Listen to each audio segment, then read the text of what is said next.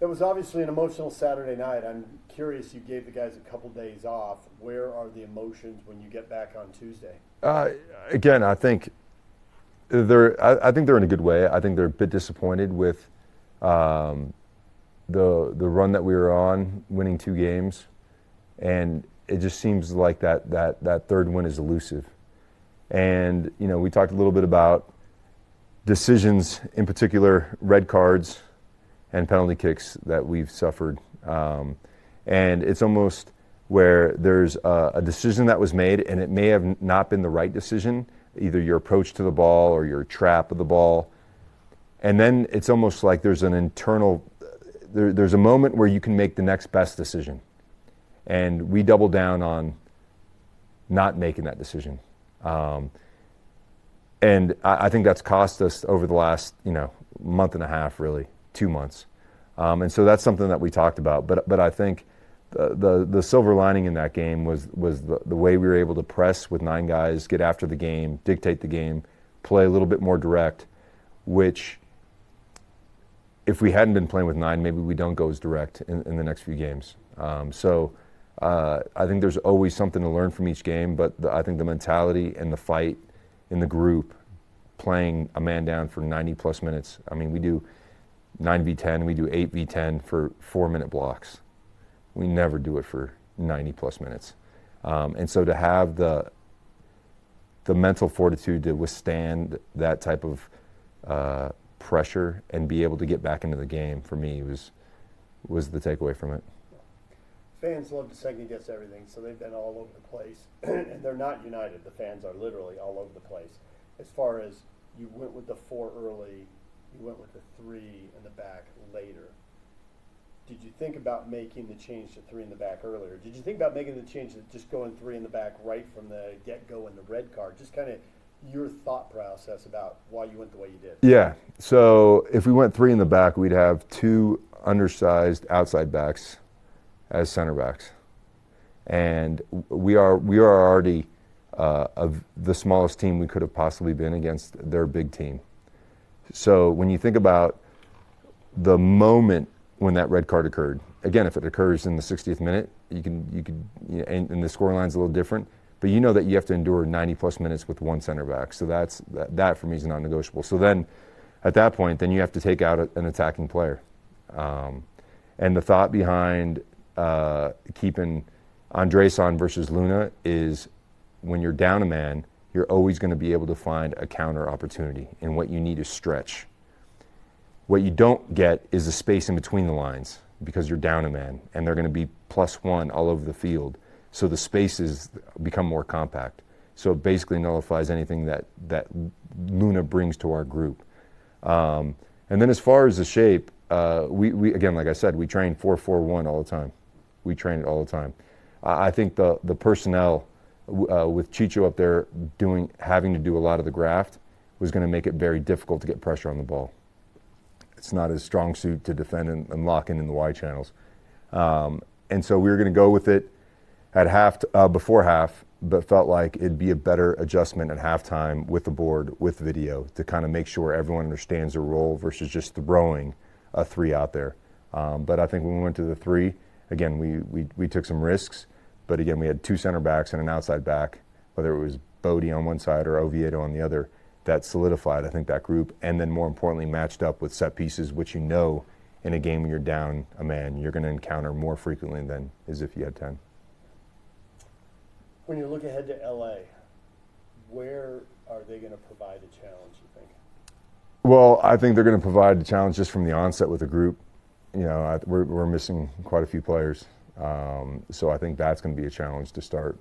But I think their ability to create chances and score goals is something that they've been really good at this year. Something that, again, in the final third, not giving up silly balls in possession and making good decisions in our challenges. And I think if we can gain some margins on both of those things, I think we have a group that can be defensively stout. They've struggled, giving up goals. And so I think it's just, again, how do we put them in positions to threaten and put more pressure on the back line that has been changing throughout the year for various reasons. And so I think that from an attacking standpoint and those two things defensively. Are you going to have enough forwards to you're already smiling. We're going to have to get creative. Yeah. We're going to have to get creative. And I think that's why this week in training is really important, so that we're all on the same page, because I think we're going to have to play to our strengths, to the strengths of the players in the group. You're missing Chicho, Rubio, Sava, and possibly Danny. And so there's going to be a lot of change.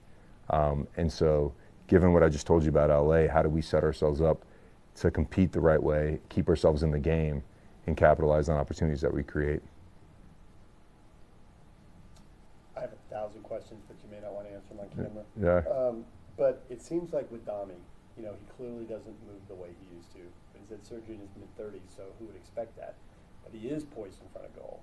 And he does bring height to a team that is really height challenged. But when guys are used to playing everybody's feet, are they going to miss the opportunity to put a ball on his forehead? Well, I think that's why we're training this week, for that particular reason. I think, again, how do we get the most out of Dami, playing in an advanced position? How can we use his strengths to our advantage? And again, that's Dami being in and around goal. That's playing a little bit more direct. That's playing off of him. And that's putting crosses in the box. And I think if we can utilize him in that way, I think we'll bring out the best in Dami. Yeah. Do you have enough that you can, this may be too much, but you love Anderson Julio off the bench. And his speed off the bench was like... Electric. Yes, exactly.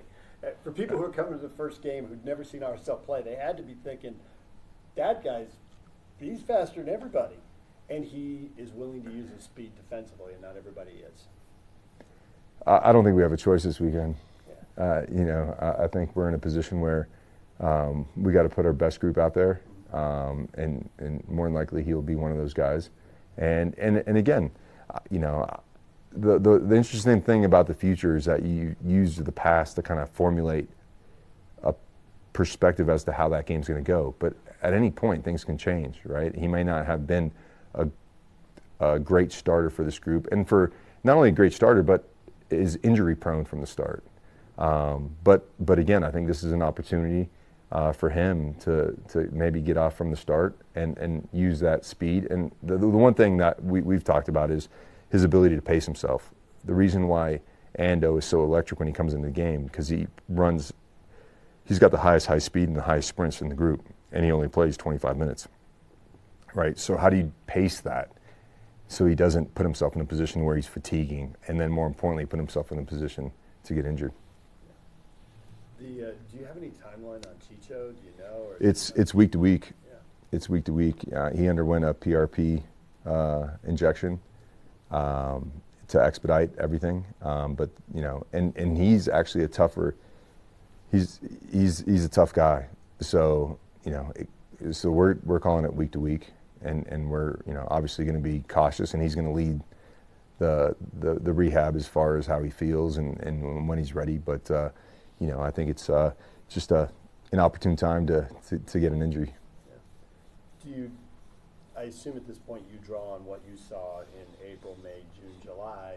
We had all those midweek games, and you had 20 guys starting, and there were all sorts of combinations for all sorts of reasons. Yeah, I think that's what this moment is for, right? There's not a guy that hasn't contributed to this team on the field, and so guys that maybe haven't started in a while will be asked to start. Guys that haven't played in a while will come in the bench and jump into the game.